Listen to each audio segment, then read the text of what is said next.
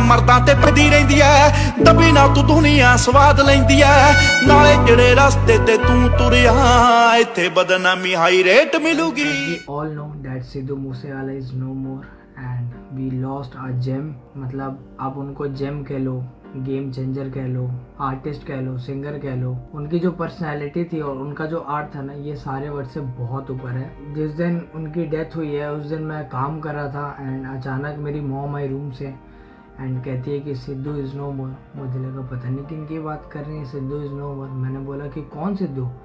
सो उन्होंने बोला कि सिद्धू मूसेवाला। मेरा तो मुझे पहले लगा कि मतलब मजाक हो रहा है, ठीक है, मतलब कोई ऐसे पोस्ट डालते थे, मतलब बहुत बार आया है, जॉन सीना का आया, हनी सिंह का आया है कि ही इज़ नो मोर। मुझे लगा वैसे ही है। सो मैंने बोला नहीं यार, ऐसे किसी ने पोस्ट कर दिया होगा। तो उन्होंने दिखाया कि देखना न्यूज़ पे लाइव चल रहा है। एंड जब मैंने उनकी बॉडी देखी ना, जो थार के अंदर से वो लोग बॉडी निकाल रहे थे,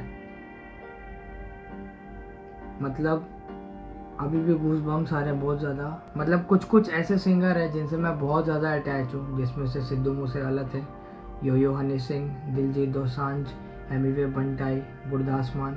सो मतलब ये जितने भी लेजेंडरी सिंगर्स हैं, और सॉन्ग एक ऐसी चीज़ है मतलब हर बंदा सुनता है।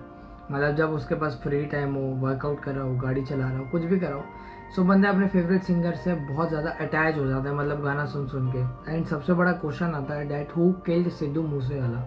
मतलब बहुत सारे नाम आए हैं अभी पुलिस के पास एंड वो सब तो बातें चल रही हैं, मतलब हमेशा चलती आई है। मुझे इस बार भी पता नहीं क्यों उम्मीद कम लग रही है कि इनका भी मर्डरर नहीं पकड़ाएगा।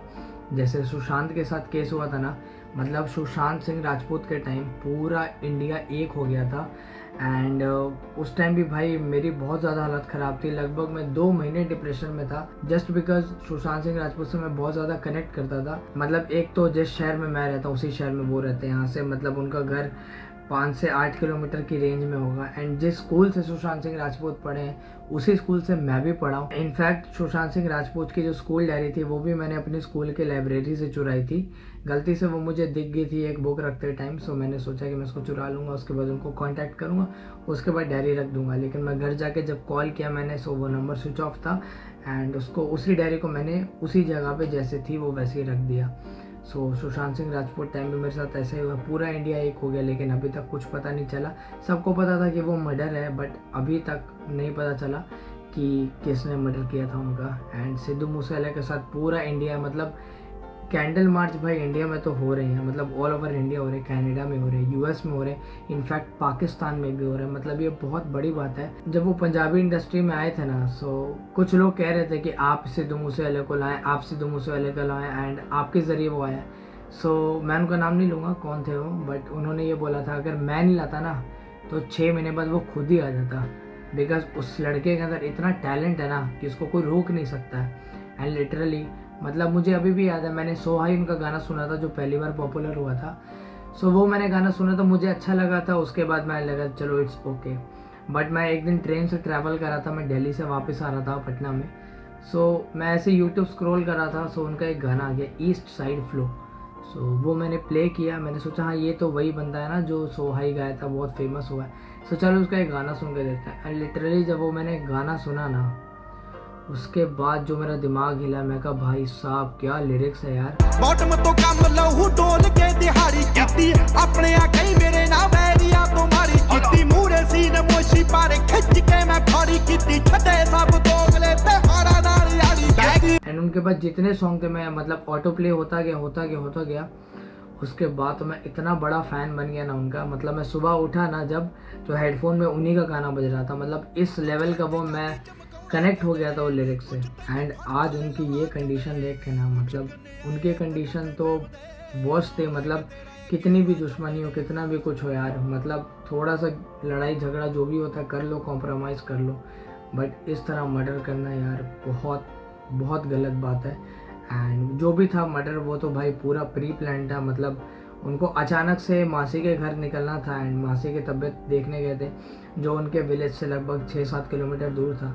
सो फर्स्ट गाड़ी उन्होंने उठाई तो देखी भाई पजेरो एंड वो पंचर थी, सो उसको उन्होंने छोड़ दिया। फॉर्च्यूनर जो बुलेट प्रूफ थी सो उसकी चाबी मे बी उनको नहीं मिल रही थी एंड आगे थार लगी हुई थी। सो उन्होंने सोचा यार आगे थार लगी हुई है, किसी को पता भी नहीं है, सो चलो हम लोग चल लेते हैं इसी से। एंड उस थार की वजह से जो उनके पास 2 कमांडो थे, 2 गनमैन थे, जो वो घर पे रहे। उन्होंने उनको बोला कि आप घर पे रहो, किसी को कुछ पता नहीं चलेगा, मैं आराम से जाऊँगा, बगल में जाना मैं तुरंत आ जाऊँगा। सो थार में जानते हो आप लोग जगह नहीं होती है, सो इसलिए उन्होंने बोला आप लोग घर पे रहो, मतलब मैं और ये 2 दोस्त होके आते हैं। एंड मतलब कैसे पता लग सकता है कि अचानक से अगर सडनली कोई प्लान बनता है कि मुझे यहाँ पे जाना, मुझे वहाँ पे जाना, और इतने बड़े आर्टिस्ट हैं, कोई तो खबर ही होगा ना। जो उन्होंने बताया मतलब 40 राउंड चला है, मतलब जो कैमरा फुटेज आया उसमें मैंने खुद गिना अपने कानों से, 40 राउंड्स चले हैं, जिसमें से सिर्फ एक ही बंदा मारा है। हर तरफ से गोली मारी गई, लेकिन सिर्फ 2 बंदे बच गए, जो 2 बंदे थे वो बच गए, और सिर्फ मूसे वाला जो थे वो डेथ किए। तो मतलब कहीं ना कहीं ये भी चाहता है कि यार वो जो उनके फ्रेंड्स थे ना, उनसे भी बात की जाए कि भाई क्या सीन है, कौन खबरी था, क्या था, क्योंकि ऐसा हो नहीं सकता है कि मतलब अगर इतनी गोलियां चल रही हैं तो सिर्फ एक ही आदमी मरे। मेरे ख्याल से अगर इतनी गोली चलती है तो हो सकता है तीनों की जान सकती थी। मतलब सिर्फ एक बंदे के हाथ पे गोली लगी है। जो गन यूज़ हुई है वो एक तरह की नहीं, सिर्फ पिस्टल यूज़ हुई है भाई, A94 यूज़ हुई है। एंड जिन लोगों को नहीं पता, A94 एक रशियन राइफल है जो 900 मीटर के स्पीड से भाई फायर होती है। एंड अगर आप ध्यान से देखोगे, जो मूसेवाला की जो थार थी उस पर इतना बड़ा होल था, इतना बड़ा होल। एंड जो A94 है ना, वो फर्स्ट राउंड में 1600 राउंड चला सकता है एंड सेकेंड टाइम में भाई 600। अगर मुझे तो ऐसा लग रहा है अगर बुलेट प्रूफ गाड़ी भी होती ना तब भी बचना मुश्किल था, क्योंकि इतनी हाईटेक अगर गन है। क्योंकि वो लोग तो प्री प्लान्ड हो गए कि भाई फॉर्चूनर है, चाहे थार है, चाहे कुछ भी है, उनका जो था कि भाई ऐसा मुझे करना है, ऐसा उन्होंने करना है, सो वो लोग करके ही रहते हैं। वो लोग बस मौके पे थे कि कोई सिक्योरिटी वाला ना हो, कोई कमांडो ना हो, ऊपर से भाई बुलेट प्रूफ गाड़ी भी नहीं थी। सो उनको लगा कि भाई इससे अच्छा वो कोई मौका नहीं होगा। एंड 2 गाड़ी उनके पीछे गई थी, एक कोरोला, एक बुलेरो। सो बुलेरो तो पुलिस के कस्टडी में वो लोग वहीं से छोड़ के चले गए थे। एंड कोरोला में मेरे ख्याल से 4-5 शूटर थे जिन्होंने ऐसा किया है। एंड अभी तक कोई कंफर्मेशन नहीं आई है कि किसने किया है, किसने नहीं किया। बहुत सारे नाम आए, 7-8 नाम आए। एंड उनके फादर को देख के ना, मतलब मैं तो भाई शॉक्ड रह गया। अगर एक पेरेंट्स के लिए सबसे ख़राब चीज़ हो सकती है ना, सब हो सकता है उनके बच्चों का डेथ। मतलब वो अपने कंधे पे ले के जाएँ अपने बच्चे को। पेरेंट्स के लिए इससे ख़राब चीज़ इस दुनिया में नहीं हो सकती। एंड जब वो ले के जा रहे थे उनको, सो मैंने वो सबने वीडियोस देखी हैं कि ऐसे उनका मूंछ किया गया, उनके फादर ने किया जो उनको पसंद था, ऐसे मतलब उनका टोरा था अपना। एंड उसके बाद उनको अच्छे से शाही लाल पगड़ी में उनको लास्ट जो उनकी राइड थी वो किया गया। एंड उसके बाद उसी ट्रैक्टर पे, जो ट्रैक्टर उनको बहुत पसंद था, सो उसी ट्रैक्टर पे उनको लास्ट राइड दिया गया। एंड जो उनका सिग्नल था, ऐसे लैप पे मारते थे और ऐसे करते थे, वो भाई उनके फादर ने किया। मतलब समझ लो उनके फादर में कितना जिगरा होगा और कितनी हिम्मत होगी। मैं तो एक नॉर्मल सा फ़ैन हूँ उनका, जो उनसे इतना ज़्यादा कनेक्टर और इतना ज़्यादा मतलब अंदर में बुरा फील हो रहा है। एंड मतलब कोई काम नहीं हो रहा।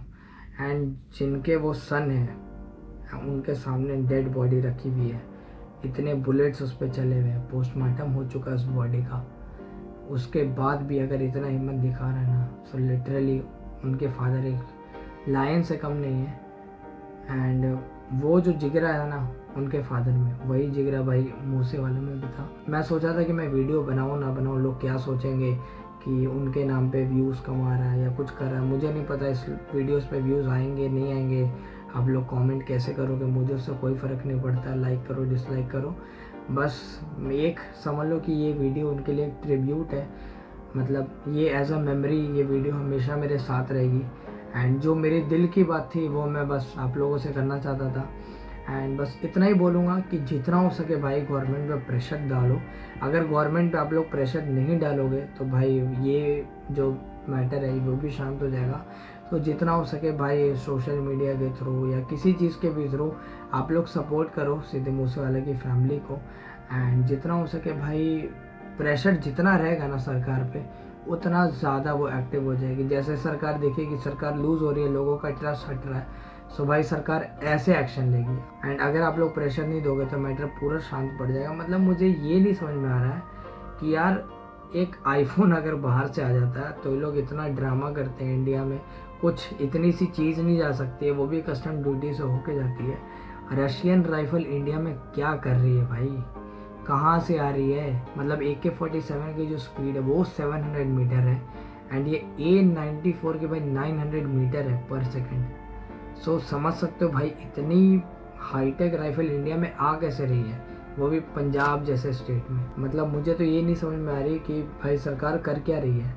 इतनी बड़ी बड़ी राइफल आ रही है इंडिया में तो कम से कम किसी को तो पता होगा ही ना, किसी के तो ज़रिए आ रही होगी। सो ये चीज़ को भाई इंडिया में कम करना चाहिए, इस चीज़ पर सरकार को ध्यान देना चाहिए। महंगाई आप लोग बढ़ा रहे हो, सब कुछ कर रहे हो, लेकिन जो बड़े बड़े मैटर हैं उस चीज़ों पे भाई आप लोगों का कोई एक्शन नहीं है। मैं तो बस इसलिए मैं आप लोगों को बोल रहा हूँ जितना हो सके आप लोग प्रेशर डालो, जितना हो सके भाई पोस्ट करो, जितना हो सके सपोर्ट करो सिद्धू मूसेवाले की फैमिली को। एंड जस्टिस बस हम लोग को मिलना चाहिए कि जो जो उनको मारा है वो पकड़ाने चाहिए एंड उनको भाई लीगली सज़ा होनी चाहिए। हर इंसान को किसी न किसी दिन एक दिन ऊपर जाना है। सो भगवान पे ब्लेम ना है, इसीलिए भगवान कोई ना कोई बहाना बना देता है इंसान को जाने का, विच इज़ वेरी नेचुरल। मतलब पहली गाड़ी का पंचर था, दूसरी गाड़ी की चाबी नहीं मिल रही थी और थार आगे खड़ी थी, इसलिए वो सोचा कि जल्दी जल्दी मैं हो आता हूँ। एंड उस दिन कमांडो, एक दिन पहले सिक्योरिटी घटाई गई पंजाब गवर्नमेंट से बिकॉज वो इलेक्शन हार गए थे एंड 2 कमांडो उनको भी उन्होंने मना कर दिया। उसके बाद वो अपनी थार पे गए, उसके बाद उनका मर्डर हो गया। एंड उनका एक सॉन्ग है 295 जो कि मेरा पर्सनल फेवरेट है एंड उनकी डेथ भी उसी दिन हुई है, मतलब 29 मई को। एंड उसमें एक लाइन है जो कि मेरी पर्सनल फेवरेट है, मुसीबत ता मर्दां ते पैंदी रहिंदी है, दबी ना तू दुनिया स्वाद लैंदी है। तो इसका मतलब ये है कि मुसीबत जो है वो मर्द पे हमेशा आती रहती है।